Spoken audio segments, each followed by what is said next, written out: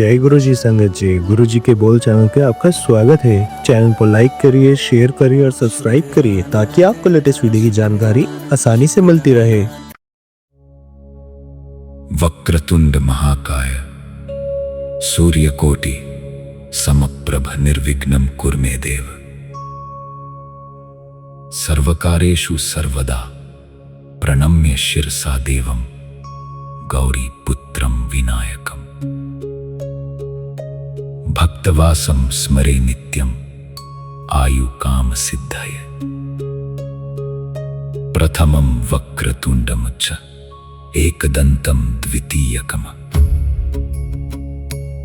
तृतीयं कृष्णपिङ्गक्षं गजवं चतुर्थकं लंबोदरम्। पंचमं चषम विकटवच सप्तमं विघ्न राजेन्द्रं धूम्रवर्णं तथाष्टम। नवम बालचंदम च दशम तु विनायकम एकादशम। गणपतिं द्वादशम तु गजाननं द्वादशतनानां त्रिसन्धं या पठन। नर न च विघ्न भयं तस सर्वसिद्धं प्रभु। विद्या लभते विद्या धनार्थी लभते। धनं पुत्रार्थी लभते पुत्रान् मोक्षार्थी लभते। गतिं जपे गण गणपति स्तोत्रं षड्मासे। फलं लभ संवत सिद्धिं चलते नात्र संश अष्ट्यो। ब्राह्यश्च लिखित समर्पय तस विद्या भवे सर्वगणेशस्य प्रसादत इति श्री नारद पुराण संकष्टनाशमं गणेश स्तोत्रं संपूर्णम्।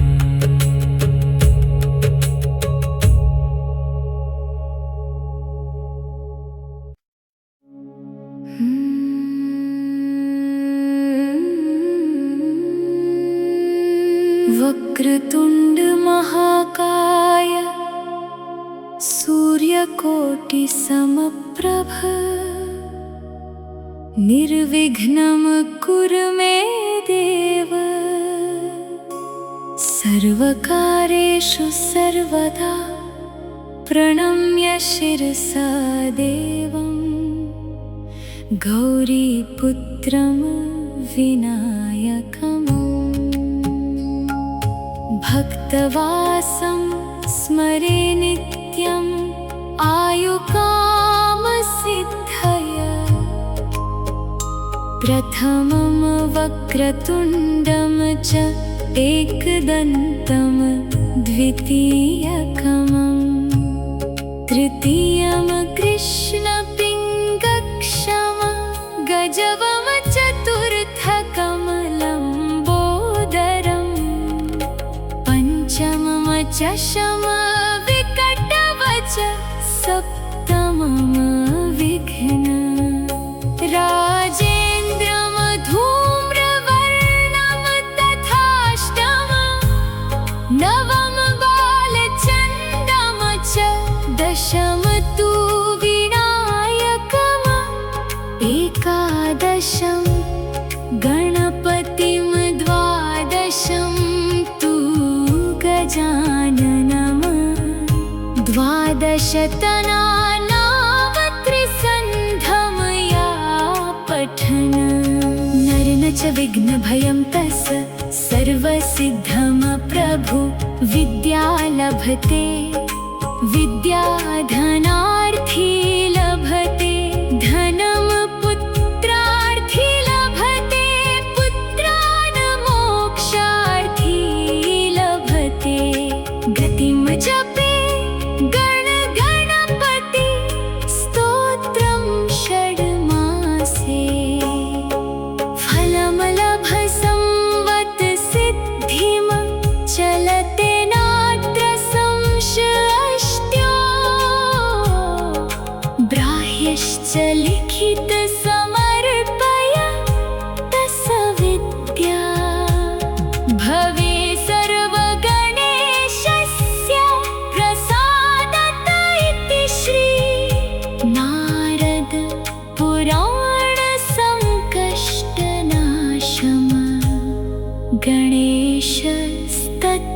तत्सवित्रम्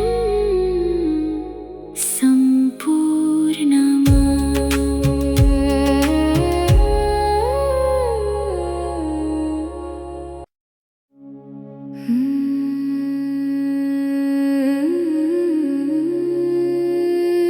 वक्रतुण्ड महाकाय सूर्यकोटि समप्रभ निर्विघ्नं कुरु मे देव सर्वकारेषु सर्वदा प्रणम्य शिरसा देवं गौरीपुत्रं विनायकम् भक्तवासं स्मरे नित्यम् आयुकामसिद्धय प्रथमं वक्रतुण्डं च एकदन्तं द्वितीयकम् तृतीयं कृष्णपिङ्गक्षं गजवं चतुर्थकमलं चषम विकटवच सप्तमं विघ्न राजेन्द्रं धूम्रवर्णं तथाष्टमं नवम बालचन्द्रं च दशम तु विनायकम् एकादशं गणपतिं द्वादशं गजाननम् द्वादशतनानावत्रिसन्धमया पठन् नरन च विघ्नभयं तस् सर्वसिद्धं प्रभु विद्या लभते विद्याधनार्थी लभते धनं पुत्रार्थी लभते पुत्रान् मोक्षार्थी लभते गतिं जपे गणपति स्तोत्रं षड्मासे फलं लभ संवत्सिद्धिं चलते नात्र संशयष्ट्यो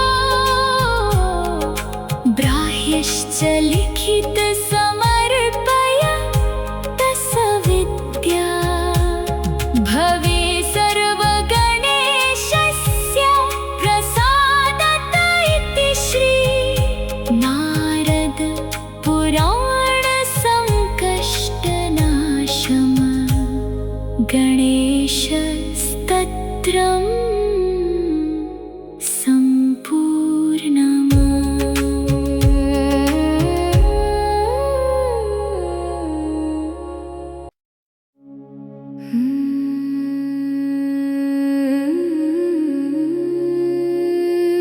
वक्रतुण्ड महाकाय सूर्यकोटि समप्रभ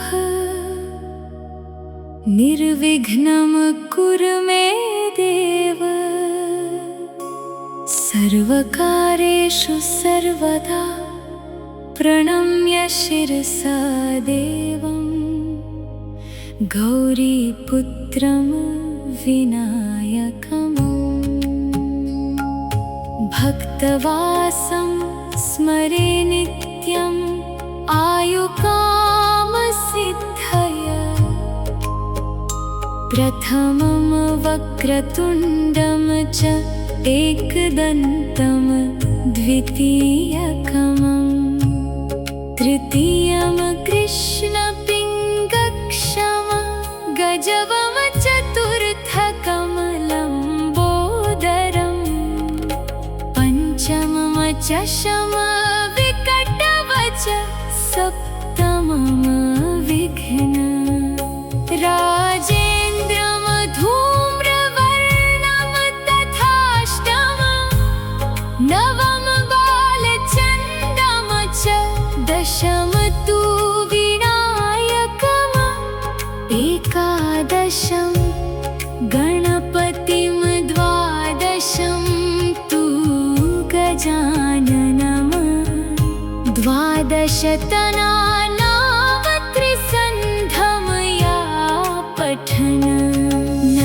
विघ्नभयं तस्य सर्वसिद्धं प्रभु विद्या लभते विद्या धनार्थी लभते धनं पुत्रार्थी लभते पुत्रान् मोक्षार्थी लभते गतिं जपे गणपति स्तोत्रं षड्मासे फलं लभ संवत् सिद्धिं चलते नात्र संशयष्ट्यो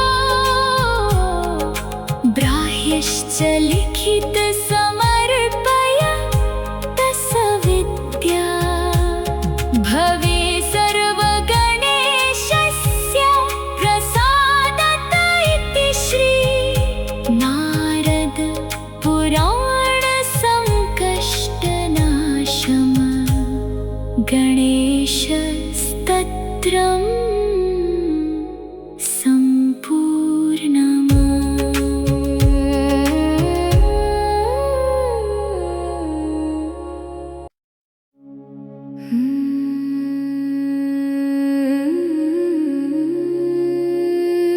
वक्रतुंड महाकाय सूर्यकोटि समप्रभ निर्विघ्नं कुरु मे देव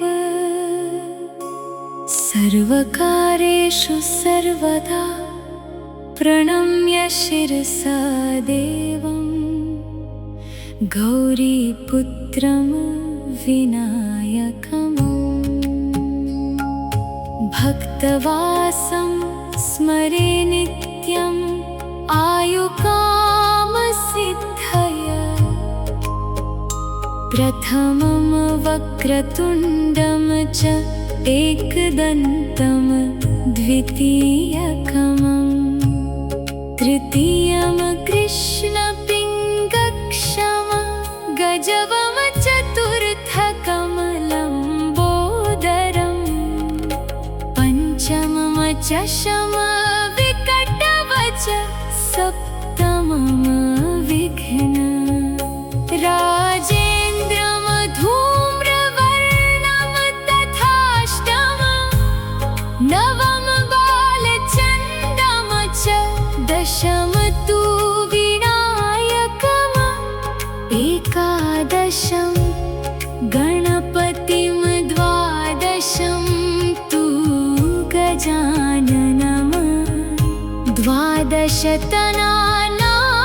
द्वादशतनानावत्रिसन्धं या पठन् नरन च विघ्नभयं तस्य सर्वसिद्धं प्रभु विद्या लभते विद्या धनार्थी लभते धनं पुत्रार्थी लभते पुत्रान् मोक्षार्थी लभते गतिं जपे गणपति स्तोत्रं षड्मासे फलं लभ संवत् सिद्धिं चलते नात्र संशयष्ट्यो ब्राह्यश्च लिखित समर्पय तस विद्या भवे सर्वगणेशस्य प्रसादत इति श्री नारद पुराण संकष्टनाशम गणेशस्तत्रम्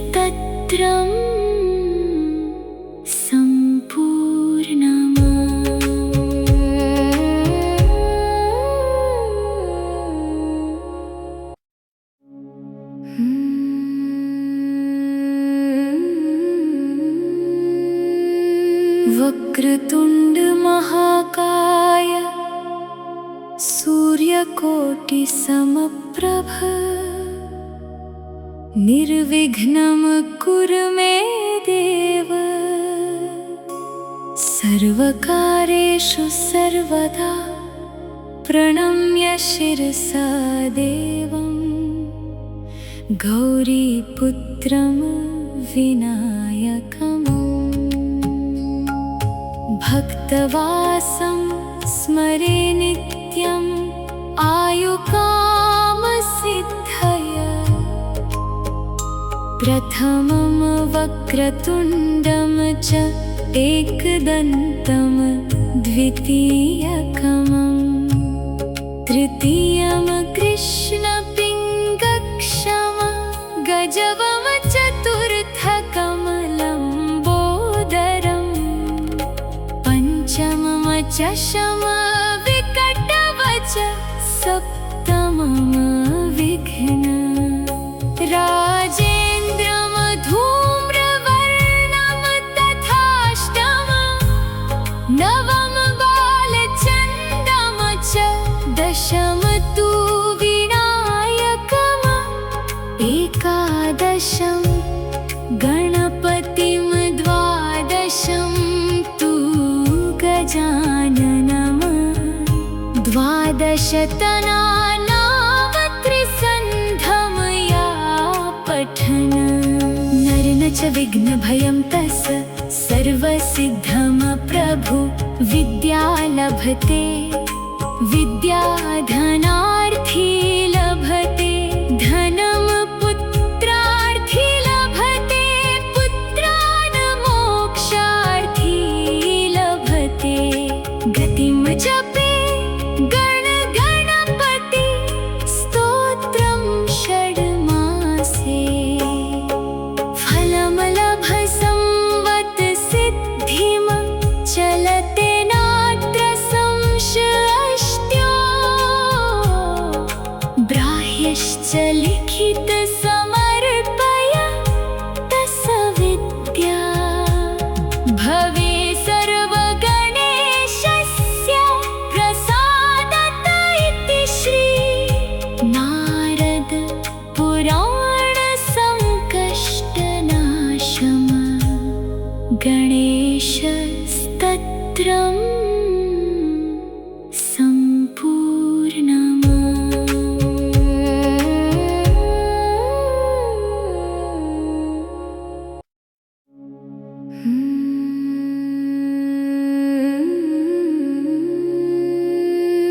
वक्रतुण्ड महाकाय सूर्यकोटि समप्रभ निर्विघ्नं कुरु मे देव सर्वकारेषु सर्वदा प्रणम्य शिरसा देवं गौरीपुत्रं विनायकम् भक्तवासं स्मरे नित्यम् आयुकामसिद्धय प्रथमं वक्रतुण्डं च एकदन्तं द्वितीयकम् तृतीयं कृष्णपिङ्गक्षमं गजवं चतुर्थकमलम्बोदरम् पञ्चमं चषमविकटवच सप्तमं विघ्न राजेन्द्रं धूम्रवर्णं तथाष्टमं नवम बालचन्दं च दशम तु विनायकम् एकादशं गणपतिं द्वादशं तु गजाननम् द्वादशतनानावत्रिसन्धमया पठन् नरन च विघ्नभयं तस् सर्वसिद्धं प्रभु विद्या लभते विद्याधनार्थी लभते धनं पुत्रार्थी लभते पुत्रान् मोक्षार्थी लभते गतिं जपे गणपति स्तोत्रं षड्मासे फलं लभ संवत्सिद्धिं चलते नात्र संशयष्ट्यो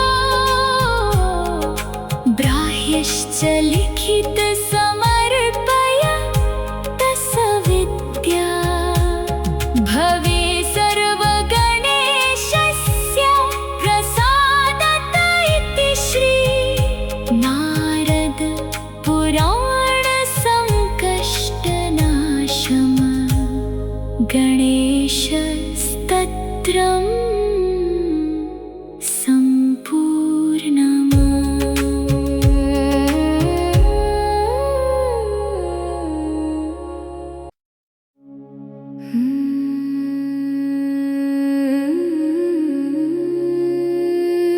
वक्रतुण्ड महाकाय सूर्यकोटि समप्रभ